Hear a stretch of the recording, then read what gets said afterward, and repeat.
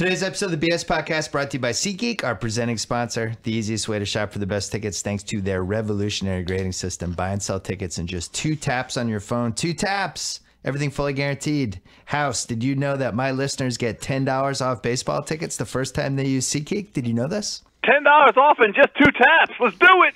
Use promo code BSMLB. Download the SeatGeek app today or go right to SeatGeek.com. We are also brought to you by Miller Lite, the official sponsor of TheRinger.com. Brewed not only to taste great, but also to be less filling. Only 96 calories. It won't fill you up. It's brewed to be enjoyed from tip-off to final buzzer. The original light beer, and has been since we first showed up courtside in 1975. By we, I mean Miller Lite. I'm on the team. And finally, we are brought to you by Larry Wilmore's new podcast, Black on the Air, Cousin Sal's new podcast, Against All Odds, and Joe House's podcast, Shack House, which is going to be talking about the Tiger Woods thing today. I might ask you about that when you're on this podcast, too. Here's Pearl Jam. We are going to start it up.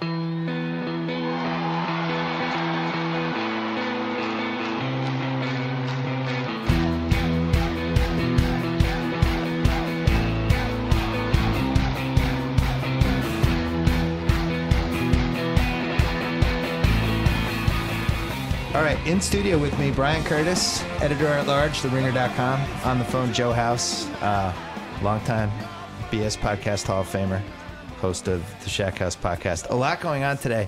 House, I know you're talking about Tiger on the Shack House pod, but let's talk about it with Brian Curtis for a second. It just made me sad. I don't want Tiger to be involved in memes. I don't want to see his mugshot face floating around on these different internet things that get sent around the world. This is a sad ending now. I derive no joy whatsoever from this. Not one drop for me. None. Yeah, if you look at the word cluster, isn't that what the millennials do these days? They create word clusters based on what word appears in stories. Yeah. The most predominant word, the word that's gigantic in the middle in all caps, is sad. Every single story that I've seen out there, from the golf commentariat, as well as the broader sports punditry at large, everybody's observing how sad this is. There are a couple of curiosities. I think as the story kind of develops, there will be a couple things to kind of focus in on. It was slightly weird to me that it was important to him in his statement to say that alcohol wasn't involved, and instead to sort of posit that it was the combination, an unexpected reaction to the combination of prescription medication. Not sure that's much better. Yeah, and like when you're asleep at your car and you're so incapacitated that you can't drive, I don't really think it matters what's running through your blood, just that you were that incapacitated and you had to pull over. Yes, and the other thing is 3 a.m. I mean, what World Wide West, what's the World Wide West rule? Don't chase the night. Don't chase the night. What's your take, Curtis? Is there any athlete we have gone through more emotions with than Tiger Woods? No. I mean, now we've reached this new thing, right? I mean, who else in American history have we hit all these things with, from the pure joy when he started, to kind of wishing for him to fail, to the affairs, to now this, when we're saying, oh, we can't even take joy in this. We're just purely sad that it's wet. Like, who else had that many stages? The only one, BC, that I can come up with is OJ. Oh. Yeah. That just made me sad. Jesus. But I don't even think with OJ, we had the extreme murder portion of his career. Very extreme. Extreme. I don't think we had the sort of slow wind down, the breakdown of his, his body, the affair thing where it's like, all these horrible feelings that we have for the guy are coming out of the box, the press conference thing like Tiger had. I mean, he seems like a guy who's been lost now for 8 years, and he was a golf machine forever. And then golf got taken away because first his body broke down. Then he had all this personal stuff. He couldn't quite get it back. His body broke down even worse. In these last 5 years, he seems sad. House, I know you've talked about it on your pod for the last year, and you guys were in the corner, you and Shackelford, about, here it comes. He's coming back. This time it's going to be it. We all wanted it so bad. Every single sign from these last 4 years said that this guy's body had broken down and it was not coming back. Did you really believe he was ever coming back? Yes, I did. The performance that he put on in December at his own little event, this charity event, the Hero Challenge down in the Bahamas, where he went out and shot the best round of the day, and I can't remember the number off the top of my head. It was either 65 or 66, a bogey-free round where, he was rolling in putts unexpectedly from all kinds of different lengths, and he had that hop in his step, and his look was super focused. I thought that was going to be potentially the launching pad into a spectacular 2017, in the sense that he was going to be able to play a couple times a month. And then January rolled around, and he missed the cut at Torrey, but it was only a couple holes that undid him. And then he got in the airplane and flew to Dubai, which probably in retrospect was a mistake. Now, I know that there was an appearance fee incentive there, and, reestablishing himself on the world stage after signing brand new ball and equipment deals with TaylorMade and Bridgestone made a lot of sense. But the dude stunk in his first round out there, and then he just withdrew because the weather forecast through the rest of the tournament was bad, and at least the next couple of days. And, it was clear he was, walking awkwardly out there on the golf course, and he blamed some of it on, the jet travel. So and that was really it. How many back surgeries? 4? 4 now. Yeah. I mean, I don't think anyone should ever get back surgery unless they're just completely incapacitated. I think Steve Kerr would agree with me on this. I don't know how bad Tiger's initial situation was, but it just doesn't seem like it's a great list with the back surgery. Then you throw in his plant knee, the right knee. That's the knee that he had to have all the other surgeries on. Once a guy gets operated on, 9 times, that seems like a lot. That's my biggest fear with Blake Griffin. Blake Griffin's 27. He's been under the knife all these different times. And, I feel like we should have seen this coming, and we kind of didn't want to see it coming. Right, Brian?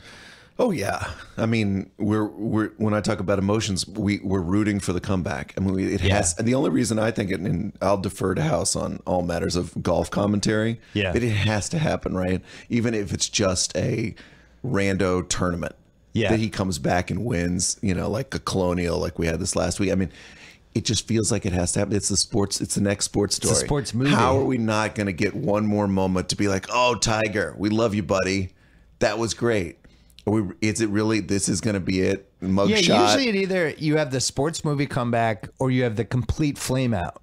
And this was really neither. This was a slow, steady fall to where we ended up on Memorial Day, which somehow was the second holiday that he's had issues with. But it was like this 8-year steady, slow march to this point.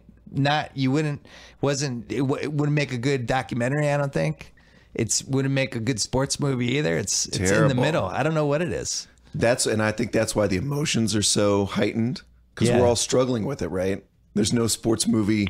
The music's not swelling. Here he comes, Ben Hogan, back from the car accident, right? Right. We got it. Now it's like we don't know what to think. Yeah. Well, we're hopefully, if you're a glass half full kind of guy like I am, especially when it comes to the Tigre, hopefully we're in the wistful montage. He's a lot of long looks out the window while it's raining outside. He's on the train. He's working out on the treadmill. He's lifting weights. That's the montage here. And you have to remember, he's only 41.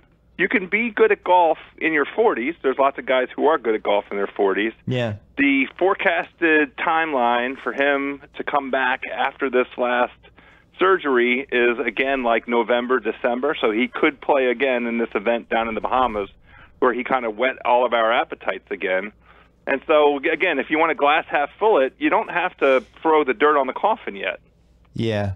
I think it's really tough for these guys when they've hit a certain point that only a few of them have ever hit, because MJ's had his own issues, you think of post MJ after retiring, then he comes back 02 and 03, then he retires again, and really struggled to find that same level of competitiveness, led to that crazy Hall of Fame speech, which was the first time we all kind of looked at each other and said, oh, wow, this guy's in kind of a dark place. And I don't know, when you've reached heights like that and you are just the OG, Tiger hit heights that I'm not even positive LeBron has hit. Like in my lifetime, I feel like it's Tiger, Ali, and Jordan were the only three I ever saw got to that kind of invincible level. Maybe Brady after this last Super Bowl, where just everybody agreed, wow, we're never seeing anybody like this person again. Yeah, and Tiger hit a mystical stage. Yeah. that LeBron never hit. He won the U.S. Open with a torn ACL. Nobody said LeBron is Gandhi. Right. But you could almost believe it with Tiger. You could almost believe it. That's right. I mean, there was a moment when it was a legitimate conversation about who was more popular or more well-recognized, not necessarily popular, Tiger Woods or Barack Obama, kind of worldwide. Who do more people know? Do they know Tiger or do they know Barack? That was 2008, right? Yeah, you're right. Yeah. Yeah. So I think when that gets pulled away from you and you've been disgraced the way he was after the Thanksgiving incident, and he loses his family, and the one, he never says really anything interesting in interviews, and I think he's managed to be a closed book for his entire career. That one time with the Charlie Pierce profile in like 96, 97, and he let loose, and Charlie ran some of the jokes, and that was it. Tiger closed the door. The one thing that I gleaned from these last round of interviews was he just kept pushing his family, how important his kids were, how, I love being there for my kids. I drive my kids. And he just was kids. It was like, he was like this lost guy. This was the one thing he could grab on, was that he was a dad. And don't forget the Santa Claus tweet, right? Where he had the little beard. He also, Alan Shipnick from Sports Illustrated had a tweet over the last 24 hours where he said Tiger was just kind of coming out of his shell a little bit probably because he was so desperate. Yeah. And was kind of giving a little more to journalists and being a little bit better. And you could see him kind of like thinking, oh, I got to give more because nobody cares. But it was a strange choice of journalists, right? It was I think it was actually Shipnick, right? In the last big Sports Illustrated. Oh, that's piece. right. Yeah. That wasn't strange, but there was another one, like he was very revealing. What magazine was that? Golf? I think it was Time. Yeah, Time magazine. And then there was another. I thought it was like, what was it? House, like it was a foreign magazine, right? I thought there was one he gave. I don't remember. He did a thing with Wright Thompson also, or maybe Wright Thompson did a piece. He didn't do. He conspicuously didn't do a thing with Wright Thompson. Yeah, he didn't. He was. He did not do it with Wright. That's right. Yeah. So I don't know, and I don't know where this goes for him. I agree with House. I think it's weird that they were so adamant that it wasn't drinking. Like that's a worse sin than all these meds. And it was like he was on meds. I had a friend of mine emailed me today who was like, I've done some drugs. I've never heard of 3 of these drugs. Like these were like heavy prescription drugs. And it makes me wonder, like, you know, how, like, is it going to come out? He had like a serious prescription drug dependency. Oof. Because, right. That's what's kind of the background here. Yeah. Because you're talking about somebody whose body was in a lot of pain. I don't want to speculate on this. I'm guessing, like, if it leads to the point where you're in front of your wheel, asleep on the side of the road at 3 a.m, you have a bunch of different prescription drugs running through you. That leads me to believe that over the last 6-7 years, as his body broke down, you know, if we're doing Mad Lib's sad Tiger thing that happens, that would be the obvious one to put in. Right. Next. Absolutely. Prescription. I've been addicted to these. Brett Favre period. Yeah. Yeah, exactly. And it happens. And it's happened to a lot of people. And you go from, oh, my back hurts, take this, to, all right, I'll take 8 of these instead of 4. And, oh, I'm going to take 16. And it spirals. And it would certainly explain, you know, a lot. But as House said, he's only 41. I can't quit Tiger. It's like Brokeback Golf Mountain. I can't quit Tiger yet. I still feel like maybe this will be the wake up call. Maybe this will be the one that gets him back, because the skills no matter how much your body is broken down, the hand-eye is still there. And we saw Nicklaus win the Masters in '86 with like a broken body, basically, and a pot belly, and he'd had back surgery. I mean, It's not inconceivable that this can come back, but man, it feels. What would you put the odds, House? Oh, not great. I mean, the other thing, I'm glad you mentioned Nicklaus. He was 46 when he won that Masters, I believe. Yeah. But in any event, yeah, odds of coming back, 15-1 at best, I would say. 15-1. To come back and do anything? Well, I to be relevant again on a weekend in a major that mattered. Oh my God, that's much higher than 15-1. Relevant in a major, because the amount of work that has to go into that, the lead up to that. I mean, we were just wanting him to play competitive tour golf this coming season, and he had invested all of the time, and all of the signs were good through the balance of 2016, all the way up to the moment where he shot that bogey-free low score of the day. Again, it was only against 19 other competitors. At his event down in the Bahamas, it was like, okay, this is the thing. We watched the round. He scrambled around. He hit driver well. His length was there. He was hitting the ball as far as any of the other guys. So like this was the marker to demonstrate that he's gonna, he can go ahead and compete again. But like competing in a major is a whole nother animal. I mean, the odds of that are like that's 50-1, I would say. We're taking a quick break to talk about CreditWise from Capital One. You know what? Numbers are great. Whip War. How many Masters did Tiger win? What was he up to? Like, was it 6? He won at least 3. God, somebody's great when you can't remember how many Masters they won. Anyway, on their own, numbers don't tell the story. Credit isn't any different. With credit, it's all about how well you perform against the factors that go into a credit score. How good are you at paying your bills on time? How much credit do you have spread across different accounts?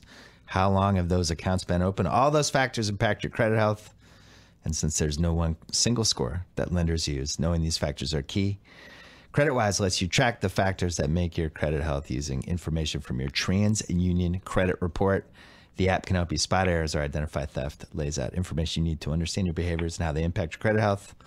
Plus, you can check it anytime without negatively impacting your credit. And the best part, 100% free for everyone, whether you're a Capital One customer or not. Step up your game. Download CreditWise today. Last note on Tiger. If this is 15 years ago, I was thinking about this because Frank DeFord died yesterday. Obviously, we're going to talk about that. That's one of the reasons I want to have Brian on. If this whole saga happens 25 years ago, Brian, how is it? How is the coverage different? How is our perception of what's going on different? I think this story is pretty much the same. This part of the Tiger story, the mugshot, we don't probably see it quite as much 15 years ago. It's not as easy to see. Certainly 20 years ago. Yep. Pre-internet, it wouldn't be passed around in that same joyous way that mugshot was passed around yesterday. I think his previous thing is the one that would have been really different, because it would have been interesting to see how much the respectable media really touched it. We would have probably heard from one or two fewer Waffle House waitresses than we actually did, just because some of that stuff burbled up through tabloidy kind of things. It would have been harder to know just how big his affairs were and to get all the gruesome details. I think this part would have been pretty. I think we've been dealing with DUIs and this kind of basic arrest pretty much the same way. Yeah, I agree with you. The 2009 one, I went back and read the stuff I wrote about Tiger right after it happened. I did like a giant Tiger mailbag, and it was interesting rereads. Just the shock from back then. I think now that it's been a solid 7.5 years, the impact of what happened and the fact that we've been dealing with this version of Tiger for a really long time, almost the entire Obama presidency plus part of Trump. That the shock of that night and the downfall and the weird press conference with his mom there and all that stuff seems like it was 40 years ago. I actually think that press conference is one of the most interesting parts of it, because how many times with a giant athlete, especially Tiger level giant, do we get to see the real guy? Remember at the time we all said, oh, he handled the press conference wrong. He said the wrong things. But what we now know is that's the real Tiger. Yeah. That's how he thought he should handle it. And to me, to get a shot of the real person reacting to something that story that's just blossoming out of control like that one was, that's amazing. I mean, that was Tiger. Yeah. It still is Tiger. That's the guy. We got him. Not the guy in the Nike commercial. Not the guy who's smiling and talking to Jim Nance after the Masters. That was Tiger. And that was the first, Twitter took off before '09. But '09 was the year Twitter really took off. That was when everybody had a handle by the end of 2009, basically. I think I launched mine maybe in April of 2009. But it was 2009, Twitter started to push news. And that was, I think, the first major sports story I remember finding out about on Twitter. Being like, whoa. I remember where I was. I was with my wife. We were having dinner. It was the Wednesday before Thanksgiving. I remember what restaurant we were at. It was like, whoa. Oh. It was like Kennedy. It was like Kennedy getting shot in 2009. It really was. House, do you remember where you were when that happened? I do. I mean, that was at the super, super height of my all-time Tiger lust. Yeah. So two big sport moments that led to like real gut-wrenching, crestfallen. The news when I woke up when I'd heard that Len Bias had passed away. Yeah. And then just this surreal 48 hours of the Tiger news, and it was a moment back when it was hard to get like instantaneous kind of news out of the Twitter cycle. It wasn't quite as robust as it is now. So there was tons of I think we had probably a half dozen telephone conversations back then about all the iterations and possibilities. Oh my God, that went into that. And the conspiracy theories, because that was a whole other part that after it happened, it was like, why did it happen? What happened? It really was like, from a conspiracy theory standpoint, one of the most dissected incidents of the entire 21st century so far. And a technology thing too, because it involved his phone. Yeah. And text messages. It was kind of like, that was a very 2009 thing to be undone by your text messages. I remember the split screens after when he had the press conference of his tooth, whether his tooth was colored differently than it was 2 years ago, whether she had knocked out. I mean, it was insane. It was the internet at its best and at its worst. But man, like, I was thinking the Tiger run, which was basically, when you think about the Tiger run, do you count the junior stuff, House? Of course. I guess you could. could. Yeah, it's all part of the legend. So it's if you go with that first amateur open that he won, which I think was 94, and that goes all the way through 08 when he wins the Open, and then 09 was Wai Yang, I think, in April, or PGA June. That was the last. The PGA would have been in August. August, yeah. For so the Wai Yang. So that's a 15-year run, and then it's over. And well, he won five times in 2013. No majors. I don't remember. You have to go back and look and see sort of what the narrative was for why he competed. He was one of those years. I think he made the most money of anyone. Right? Maybe that was 2013. That was 2013. He won Player of the Year in 2013. Yeah. It's kind of like the MJ Wizards thing, where it's like MJ scored 20 points a game on the Wizards. Wasn't that sad though? No, it wasn't. Tiger didn't have the pot belly. MJ was a stocky. Am I wrong that I think more fondly on the MJ Wizards thing than most? Yes. Because Okay. I don't think You were definitely wrong. Okay. Because I remember There was no fond moments. I remember him. Nah, there were a couple. I remember him coming to Actually, Boston. I went to the very first home game. It was very fun. He came to Boston once. It was awesome. It was like this whole new generation of kids are like, oh my God, that's Michael Jordan. It was pretty cool. Well, speaking of Michael Jordan and Tiger, the finals are starting on Wednesday, and it was a rare treat to just have 9 days of speculation and wondering, and people trying to create hot takes, and then you could kind of see where everything was going. You knew LeBron versus MJ was going to be a thing. We had fun with it on the podcast last week. Now it was the Warriors were going to blow them out. Now it's starting to creep back to, oh, well, maybe Cleveland. Maybe people are counting out Cleveland. It's like, well, you're the same people who just told us the Warriors are going to win. And everyone's just bored and waiting for the finals to start. But ESPN.com had this thing on their website yesterday about whether this was the most star-studded finals ever, which I just reflexively wanted to throw up when I saw. And then I saw the case laid out, and I was like, holy shit, yeah, this might actually be 7 All-Stars. This might be the number one. It doesn't have the most Hall of Famers, but... You're deferring to Lakers Celtics from the 80s? So that my question is, do we want... Are we grading it on All-Stars, or are we grading it on future Hall of Famers? Because it's really hard to top Larry and Magic, two of the best 5 or 6 ever. Kareem, the 3rd or 4th best ever.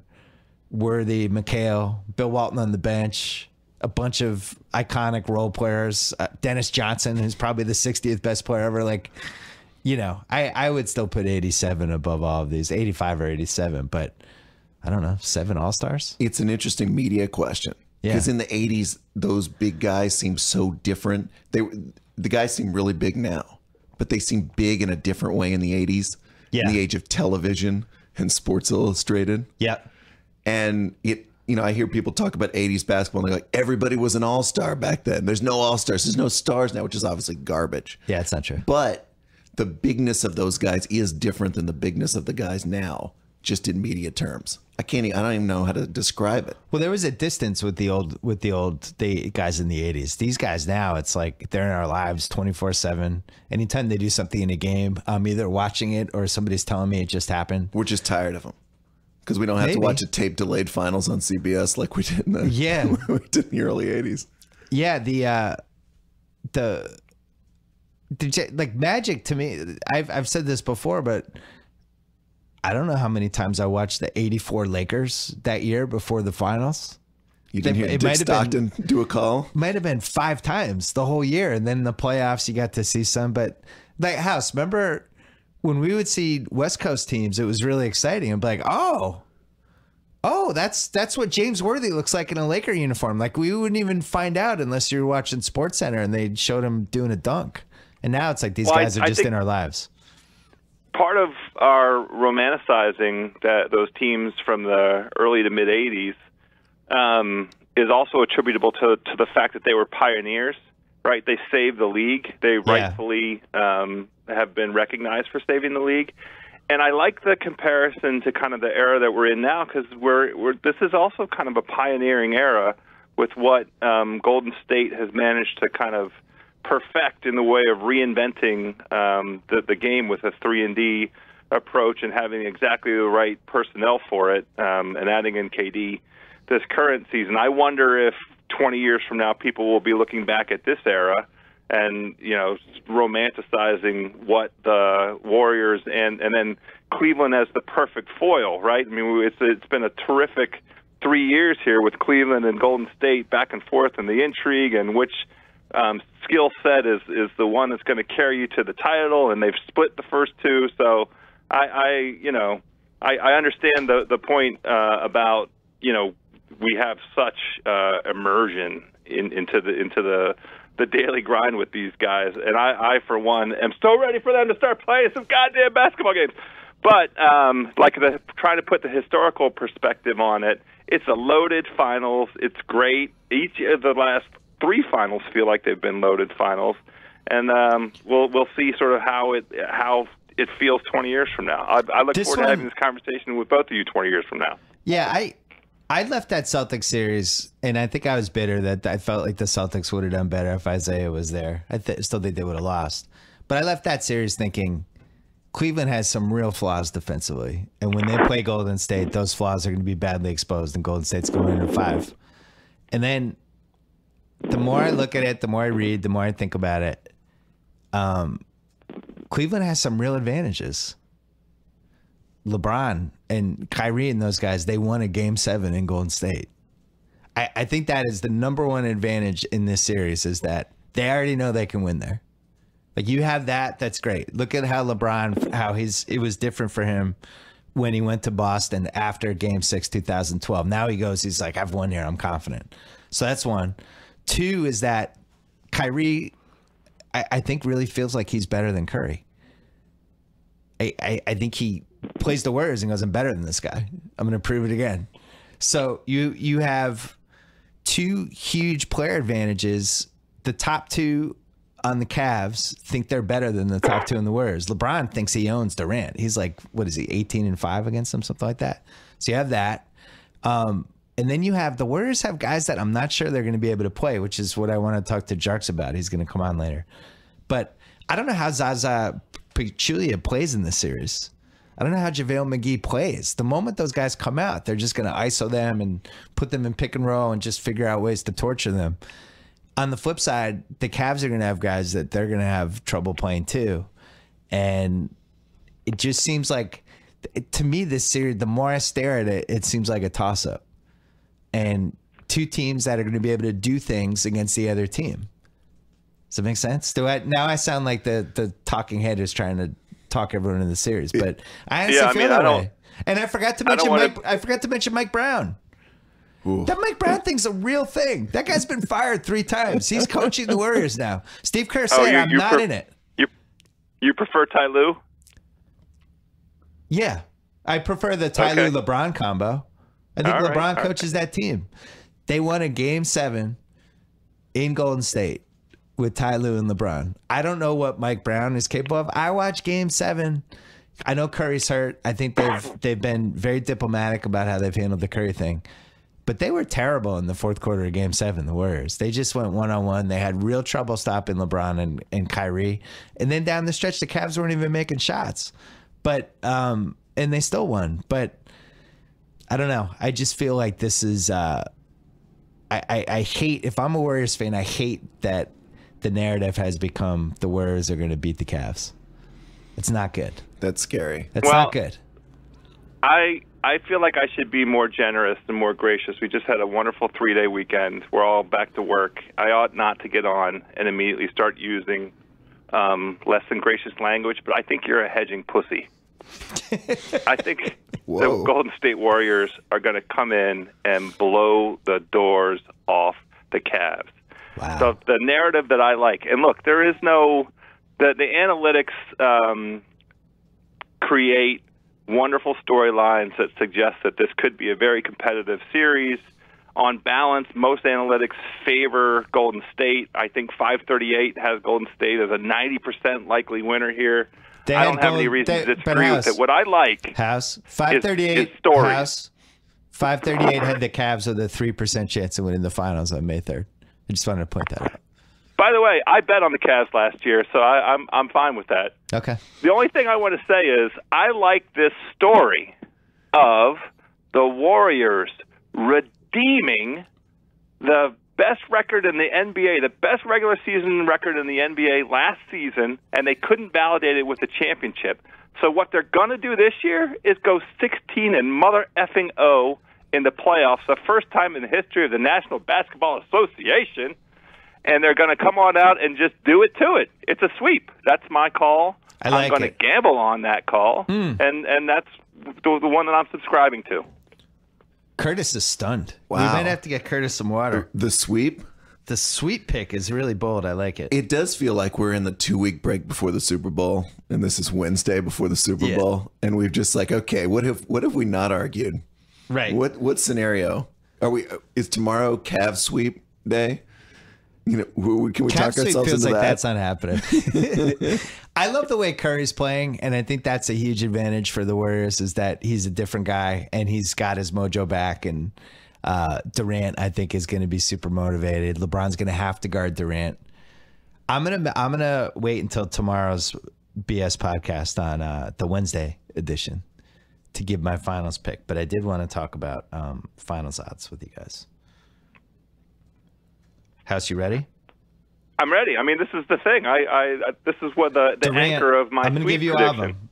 Durant plus 200, LeBron plus 210, Steph Curry plus 225, Draymond plus 800, Kyrie 12-1, Klay Thompson 20-1, Kevin Love 30-1. Nobody else is relevant. I think Kyrie is I'm not saying he's the best bet. I think the odds are the best for him, 12-1. Yes. Because if the Cavs win, one of the reasons they could win is Kyrie just going off and torching the Warriors and averaging 38 a game and doing what he did. I mean, House, I have never in my life seen somebody, and this is not a denigration because this is pure respect. I've never seen anyone make more terrible shots than he did in that Boston series. He's just great at it. He makes 28 footers with a hand in his face. Like even Curry's 3-pointers aren't as ridiculous as Kyrie when Kyrie gets hot. They're ridiculous, and he makes them all the time. So I don't know. I think 12-1 is interesting for him. What do you think, House? I like it. The problem I had with Kyrie is that means he has to jump over LeBron, and LeBron, I expect, if the Cavs win, will be playing both ways. So we're going to have 2 or 3 or maybe 5 unbelievable defensive plays that will be fresh in our minds, and we're not going to get any defensive plays out of Kyrie, which is why, even though 12-1 is good.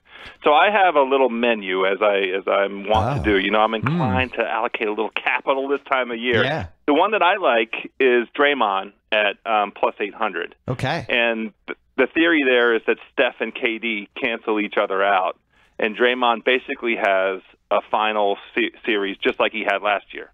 He just has to replicate, you know, being meaningful in the 5 different categories that he's capable of doing. And then, you know, Steph and KD will trade games under this theory of you know, leading the hedge. The hedge. So that's one. I'm gonna play Draymond at the plus 800. I'm also thinking about a nice parlay. I like KD. Yeah. Alongside with the Warriors in 5. So that's my hedging P-word play. If it's the Warriors in 5, KD as kind of leading the way, because on balance the Warriors will defer to him. They've demonstrated that. I mean, that's why I think we've seen the very best Steph, postseason Steph ever. It's because he is the healthiest he's been in the postseason, and that's because of Kevin Durant's impact on the team over the course of the regular season. But I think in this finals, KD's first taste of this with this group. I know that he played as a young guy for the Thunder, but he has an expectation of winning. I think there's kind of you could talk yourself into deferring. So KD at plus 200, Warriors in 5 at plus 240. The parlay calculator says that's a 9-1 bet. That's a nice plus 920. I think KD is if you think the Warriors are winning, I think KD is the best bet because he'd have to guard LeBron, and he's going to have to protect the rim, and you know they're really going to need him because rim protection last year, if you remember, when they had, especially when they had to play Azili, and who was the other guy they had to throw out there? I'm blanking now. After Bogut, they'd throw a couple guys out there that were not great. And the craziest thing in the series is both teams. It might just be both teams playing 7 guys because they're going to have all the rest from it, you know. And like in Game 1, I think the Cavs could get away with playing 7 guys. They're not playing again until Sunday. They'd have 3 days off, and I think the Cavs have to win Game 1. If we talk about what the media wants to happen, KD feels right. That's a good angle. What does the media want for stories from Game 1? KD sucking would be their number one choice, right? So then he can the redemption of KD in Game 2. But to the Draymond MVP theory, there could, after what happened last year in the finals, there could be the finals for them. An annoying but powerful Draymond grows up storyline. At 8-1, I love it, Brian Curtis. Draymond grows up. Draymond grows up 8-1. Let's do this. Or the flip side of it, Draymond can't grow up after Game 3 when he gets tossed for getting into a fight with Dante Jones. Yeah, I think so. Let's try to guess all the narratives, right? 7-game series, we'll say. Game 1, Cavs win. Durant's underwhelming. KD's a loser. KD, that's why he went to the Warriors, because he knew he wasn't good enough. He's not as good as LeBron. LeBron owns KD. That's Game 1. Good. Game 2, Durant scores 48 points, chip on his shoulder. KD grew up. This is the game. This is the transformation game for him. My time is now. This is my title. This is his time. Yeah, he showed that he's important. Game 3, the Kyrie Irving 49-point game. They can't stop Kyrie. This is unbelievable. The Cavs are going to win. House, do you like all this so far? Yeah, I like it. I'm enjoying it. Game 4, Cavs are going to win. They're going to win in 5 or 6. The Warriors are done. Mike Brown gets killed after Game 3. Mike Brown. Oh my God, Steve Kerr. Could Steve Kerr come back? Mike Brown's ruining this series. Game 4, Steph and Clay hit like 28 threes. You ignore Steph Curry at your peril. Yeah. Remember Steph Curry? Remember Steph Curry? I love it. Now it's 2-2 going back to the Golden State for Game 5. They win Game 5. It's a classic. Both teams are great. now it's like greatest series ever. Ooh, yeah. Greatest ever? That's when best that- ever? that's when that This is comes the best in. ever? That's game 5. Game 6, Warriors up early. Draymond does something dumb. Oh, history repeats itself. LeBron puts up like the 49, 11, and 16. LeBron's the game 6 narratives. LeBron's the best. We forgot about LeBron. LeBron wouldn't allow his team to lose. Yeah, not on his floor. Not on my floor. Can Mike Brown control Draymond at the worst possible time? And then it goes 7. It's going 7, House. I can see it now. And Steve Kerr back to the bench for Oh, yeah, game Steve 7. Kerr back. Steve Kerr back. One I'm going game. 7. Coach, just one game. I'm going 7. And then we go into 7. It's like they've won there before. They've already won a 7 on the road. They have the best player for one game. It's trouble. We'll see. The Warriors, they've never really beaten LeBron and Kyrie together. How about the Steve Kerr Willis Reed walkout in game 7? He's so here. good. He's got his little chalkboard. He's here. That'd be unbelievable. Quick break to talk about Miller Lite, the official sponsor of TheRinger.com, my official beer since I was in college in the late 80s. They're brewed not to just to taste great, but also to be less filling. Only 96 calories and won't fill you up. It's brewed to be enjoyed from tip-off to final buzzer. It's the original light beer and has been since we first showed up courtside in 1975. I'm saying we because I've been on the Miller Lite team ever since they did the Red Auerbach, Casey Jones, Satch Sanders, Sam Jones, that whole poster. It's in the Ringer studio. Anyway, Miller Lite, the official sponsor of TheRinger.com. All right, House, did I talk you into 7 games or no? You still say sweep? I'm going to root for 7 games, but I'm going to gamble on a sweep. I will say I think LeBron with rest that's a legit thing. I think he's going to be awesome in game 1. Another 2.5 days till game 2. It's good. The way this is spaced out with these 18 days for 7 games is perfect for him. All right, House, we're letting you go. Fantastic. I will talk to you by text as we try to figure out what to do. When are you getting invited on Cousin Sal's pod? Are your feelings hurt? I don't know. He's done 3. Well, the U.S. Open's right around the corner. Yeah. And I'm already formulating some points of view. In fact, quick plug for the Shack House. We have noted Miller Lite aficionado Kevin Kisner on today's podcast. Kevin Kisner, who just won the Dina DeLuca Invitational down in Fort Worth, Texas. Great. And we also are going to talk a lot of Tiger on today's Shack House. So be sure to check that out. Try not to get fired. I'll talk to you soon. All right, thanks. All right, before we talk about Frank DeFord, what is worse than having lousy sheets? I remember being in college and trying to prolong the same set of sheets for weeks because I didn't feel like doing the laundry. I still have nightmares about it. Guess what? Great sleep starts with the right sheets, and they're more affordable than you think. With Boll and Branch, they make the most comfortable sheets you'll ever sleep on. Fall asleep faster, sleep deeper, wake up ready to kick some ass. Each sheet is crafted from 100% organic cotton. Feel incredible, look amazing. And since Boll and Branch sells exclusively online, there's no expensive retail markup. Half the price, twice the quality. Anyone who sleeps on Boll and Branch sheets loves them. That's why they have thousands of 5-star reviews, raves in the New York Times and Forbes. Even 3 U.S. presidents have Boll and Branch sheets. Go to bollandbranch.com today. You'll get $50 off your first set of sheets, plus free shipping when you use the promo code BS. Try them for 30 nights. If you're not impressed, return them for a full refund. $50 off plus free shipping right now at bollandbranch.com. We called Jonathan Charks and his phone was too spotty and the connection wasn't good enough. So we unfortunately had to cut that. He's going to be on the Ringer NBA show on Wednesday. He has a big piece about Kevin Durant coming out this week on the Ringer, and he was a huge part of our NBA draft guide. So I'm going to have him back on when we have a better phone connection. But the 2 things he told us was he thought that that the Cavs were going to attack the Warriors' big guys, and that he thought the series could go 6. But listen to him on Ringer NBA show if you want to hear the thing. Sorry about the phone connection. All right, Brian Curtis and I are going to talk about Frank DeFord, and then we're going to close it. So, first of all, the timing was weird. Memorial Day, which is a day we're just thinking about,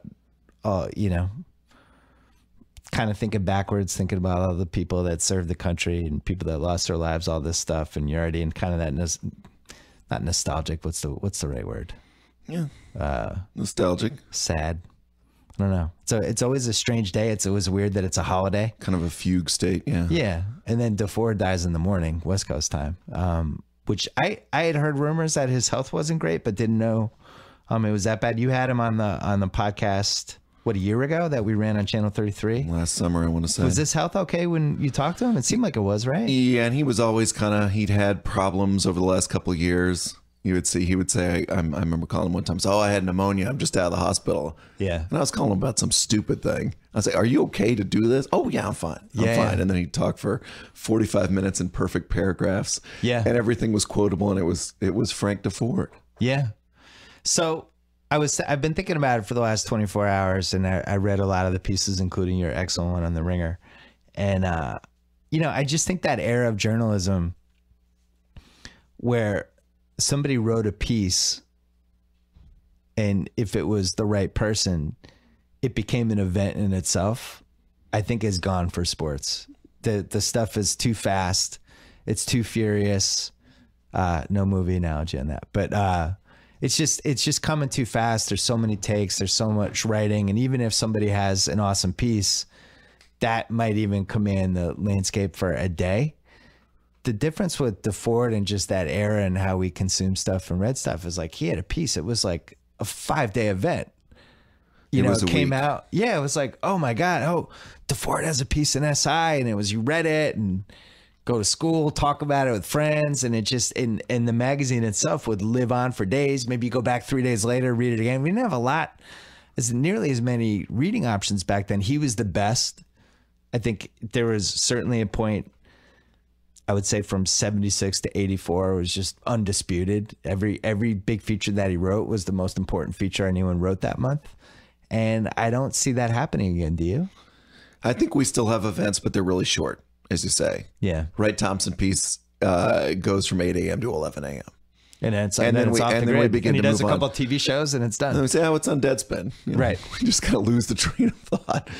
A big Sports Illustrated feature, but nothing like the DeFord and later Gary Smith and later Rick Riley when he would do a big feature that would just grab you by the lapels, I feel, and shake you all week. Also having it on paper because you'd keep it around. Yeah. And then maybe you'd go open it the next day again and say, I want to read this again, or I have it on my nightstand. It felt more permanent in a way than pieces do now. When he did the coach about, what was his name? Bull Sullivan.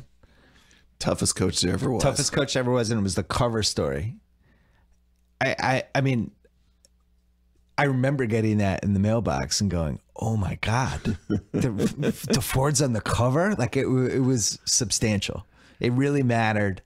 And then you go through, it's like, oh, look how long this is. I got to carve out 45 minutes. What's the 45 minutes I'm going to devote to this? Pace myself and be just in the right frame of mind, so I'm ready for it.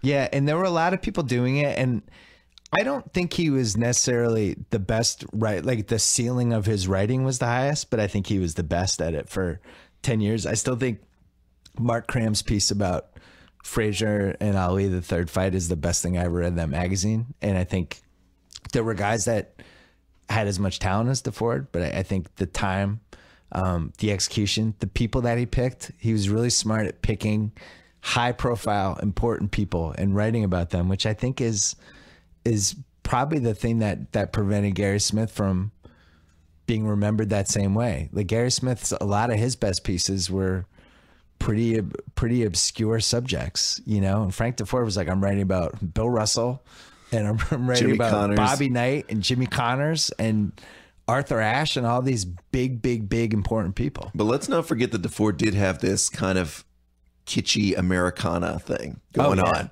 because that coach in Mississippi, as he says in the first line of that piece, nobody's ever heard of. Right. None of us have ever heard of. He did roller derby. He did a Sports Illustrated piece, refresh my memory, Bill, on Jeopardy. He did one on Miss America, which I think became a book. He had this thing where he also Billy Kahn was a strange, that was what, 35, 40 years after. That was kind of a nostalgia zone piece. But he also did one about. I didn't know who Billy Kahn was. No clue. Yeah. I won't claim that I did. He also did one about traveling with his family around Florida, I think. He went to all the crappy roadside attractions with his family. He had a side of him too that was like, I'm going to go just Frank DeFord up this thing in American culture. and bring all the kind of weird power to it. It was weird. It was a funny. He wrote 20 books. It said in the obit 20. He wrote 20 books because there's all these books you don't even know existed. Novels. I think Miss America became a book. We were saying you were reading a Miller Lite ad. Frank DeFord was big enough that he was in a Miller Lite ad with Billy Martin, Tastes Great, Less Filling, and shameless enough that he wrote a book about the Miller Lite Tastes Great campaign. Like, I mean, think of that. Amazing. Think of that guy. I mean, he was just. I was also struck by looking at pictures of him and stuff. The sports writer who not only tells us how to write, by example, we can't be that good, but shows us, but also how to act, how to dress, how to carry yourself as this kind of like character out of some like movie. Right. He bridged the two eras from the 50s, 60s era of the sports writer to which, you know, you pointed out in your piece, but like by the time the 80s rolled around, you had Inside Sports was also doing a lot of the same great stuff for 2.5 years. But that was the first time I really felt like all these, and I was at the right age group for it too. But I just felt like these guys are my heroes, like Frank DeFord, Gary Smith. Riley comes in the mid-80s, like, who's this guy? Oh, and then he writes some of it. Then he immediately jumps on that side. That's when the Best American Sports Writing book started to take off, and before it turned into a self-parody. But the 80s, I think, were the best era for here's a big-ass, well-written piece, and this is important, and you're going to think about it for a couple days. Yes, and that could command your attention. Because what people who are younger than us, Bill, don't remember is those days there was local media. Yeah. Your sports page. And then there was national media. Now we're all national now. There's like barely any local left. We're all national writers. But then it was an elect, right? If you were DeFord, Curry Kirkpatrick, Riley in that Sports Illustrated, Alexander Wolf, Jack McCallum, you'd made it to this tier that no one else had. You and had if you a were really special power. good at it, like Frank DeFord was and Riley was, whoa. Right. You were on this Olympus. Yeah, I remember when Frank DeFord wrote about Joe Delaney in the early 80s, because Joe Delaney drowned trying to save these two kids but couldn't swim. And it's a story I just wouldn't have known if he didn't write about it. You know, there's an incredible amount of power that Sports Illustrated, Inside Sports during the couple years specifically had, where if they shone their light on somebody, it pushed them to a whole different level of recognizability. Joe Delaney was this running back who died. Lots of people died in the 70s and 80s. And it was like, oh, this is sad the guy drowned. And then DeFord wrote about it. And now he's like, I love Joe Delaney. I still love him 35 years later. And the story's incredible.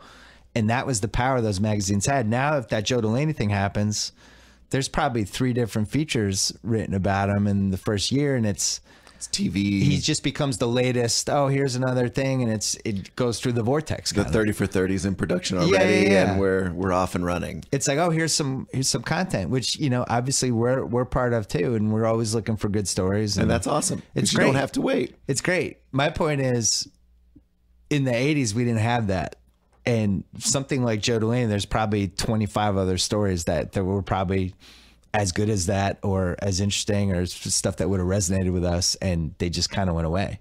We should also talk about the fact that he picked basketball as his first big sport at SI is huge. Gets to SI, I was looking through his memoir last night, and nobody at the magazine knows what basketball is, almost at all. And he goes to them and goes, it's an irrelevant sport. There's this guy named Bill Bradley at Princeton where I just graduated from, who we should probably do a piece about. And he does it. And then he goes and does the NBA. And there's that I borrowed that anecdote from his thing. He's on a plane doing a cover story on John Havlicek. And Havlicek is sitting in coach, and Frank DeFord, a 20-something writer for Sports Illustrated, is sitting in first class. And Havlicek has to come to first class to be interviewed by Frank DeFord. Right. I mean, that's like in steerage on the Titanic. It's like Leo on the Titanic coming up to see Kate Winslet. I mean, that's unbelievable. It's unbelievable. When I did my basketball book, which I spent 3 years on, and the first year and a half just reading everything. And at that point, the SI vault was there, so I could go back. And I had some of the old SIs too, but it was really hard to find anything from the late 60s, early 70s, stuff like that. I was astonished by how many NBA pieces he wrote. mean, he basically was there for Bill Russell's last couple years at SI and then going all the way through. And then eventually people like John Papanek and Curry Kirkpatrick, people like that started to write about it. But they're little snapshots of not just who mattered at the time, but also some of the issues that America had at the time. You know, the Connors piece, which is my favorite piece that he ever wrote, is probably a piece that would get somebody in trouble now. A man raised by two women to conquer man. I'm sure people would be like, well, why does it blah, blah, blah. And, you know, so he is, when you reread some of those, they definitely feel era specific. Yes. And he also was much better. I think I borrowed this line for he's a better marathoner than he was a sprinter. Yeah, no question. If he had to, like, when he wrote more crank columns than any smart person I've ever seen. Whether it was, he was like the world's best credentialed soccer troll.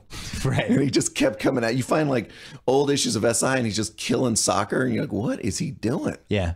He did, the reinvention of DeFord. So he leaves SI in the late 80s to go form the National. And there's a great book about the history of Sports Illustrated that I highly recommend. That has a long chapter about DeFord leaving, and there was really a lot of bitterness. Yes. I mean, on the level of like me leaving ESPN level bitterness with him in SI. Where Definitely. He was like persona non grata. And they like took $1 million from, he was owed, he felt about like $1 million yeah, of promised money, and they wouldn't give it to him. and they were this is Michael McCambridge's The Franchise. yeah, and he was also going after SI writers, which I think they felt like was totally uncalled for. Goes to the National, has unlimited money to spend, and for 18 months. And assembles this great writing staff. And I can't even describe how great that newspaper was when we were forming Grantland in 2011. And I really wanted to do some oral histories, and that was the first one. It was like the first one we were doing is the National, because I have yet to read anything that captured how important that and influential that newspaper was, and also how crazy it was that it failed because of a bad business plan, not because it was good.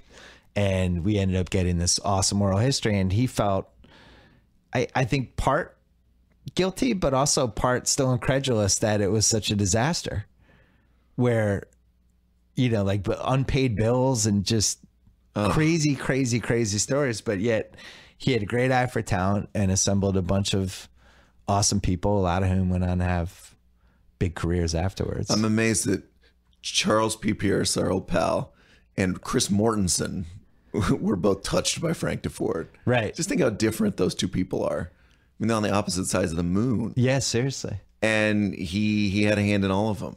This literary godfather. That was his Dick Shapp period. We talked about Shapp on the pod a few weeks ago. Right.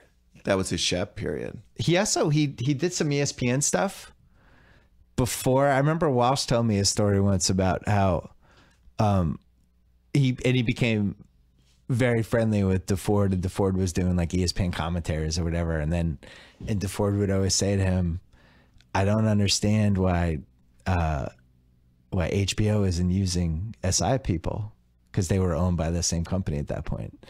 And then all of a sudden Real Sports is like, hey, we're going to use Frank DeFord, and grabbed him. And then he had like this third act. He's doing NPR commentaries. He's doing Real Sports. He's kind of reinvented himself as this older, as you said, a little curmudgeonly. And the stuff that he did on Brian Gumbel's show, I always loved when he was on. It was great. They had like a great interaction. He was always like offended by Bryant for a second. Oh, I don't know about that, Bryant. Like, Bryant would be like, and Frank, you spent time with this guy, and you really thought, oh no, I'm not saying that, Bryant. And they would just kind of go at it. I always enjoyed it. But they were all in awe of him on that show. And with reason. Because he was the, you know, the great generational talent, and he was a little older. Yeah. And he looked the part. He looked like an actor hired to play. With the pocket square and the slick back hair and the mustache. Hair. My mom always thought he was super handsome. She's like, oh, you got to set me up with Frank DeFord. But yeah, and my nephew laughed at that one. The NPR thing blows me away. Yeah, because 1,600 commentaries. 1,600, and people all the time I meet who don't know anything about sports, don't care about sports, don't want to know about sports, go, oh, I love that Frank DeFord. Yeah. I mean, if you can be one of those guys who bolts out of sports and touches people. Like the only other, I mean, there are a couple of people. Riley probably did it for a little while. Red Smith was kind of the classic, like, oh, he's so worldly, he's so smart, turned such a good phrase. That was Frank on NPR. He was, for people that didn't give a shit about any of this stuff, he was their voice. He was their way into sports. I think you made a good point earlier about how the difference between local and national and how split it was. Yeah. Because I remember when ESPN hired me in 2001 and I asked for like 5 weeks off to try to figure out how to write a national column, because the roadmap at that point was just local columns.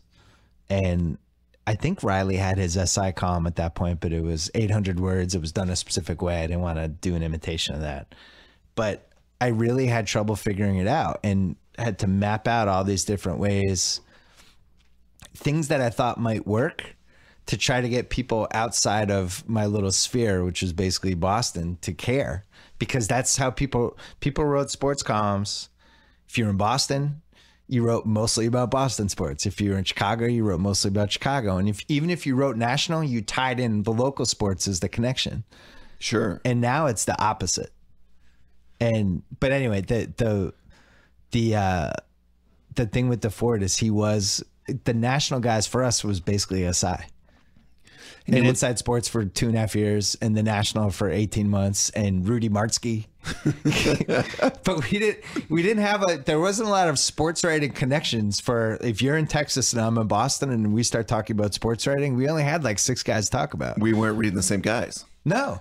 You'd be like, hey, did you read, what was his name? Blackie Sherrod? Blackie Sherrod, yeah. Blackie Sherrod? I wouldn't have read one piece. And I would have been like, did you read Ray Fitzgerald? You're like, no. Who? Okay, who?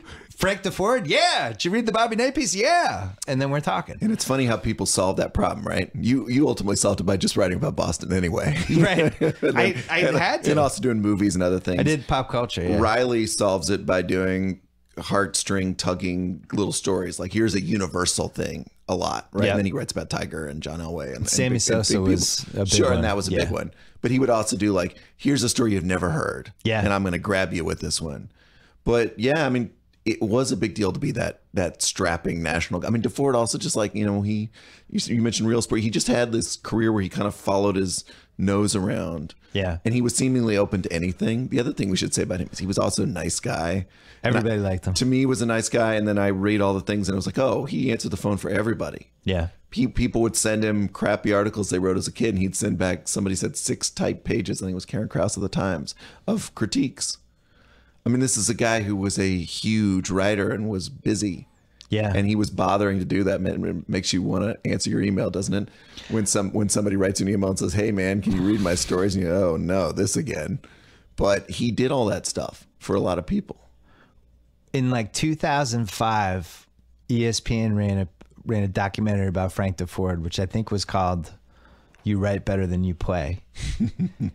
And they had done it before with Dick Schaap, which I think that one was called In His Own Words. That was awesome. And I remember hearing about the DeFord one and going, oh, they're going to do the Dick Schaap thing with DeFord? Like, that's not cool. Like, the Dick Schaap thing was great. You can't do that again. And then they did it with DeFord. It was awesome. And a big part of it was about his daughter who had cystic fibrosis. And she passed away, I think, when she was 8. And about how that affected him and his career, and it was really well done. And I went to look for it on online yesterday. It's just there's no trace of it. So I would love to see ESPN at some point. I'm sure they have space on ESPN too.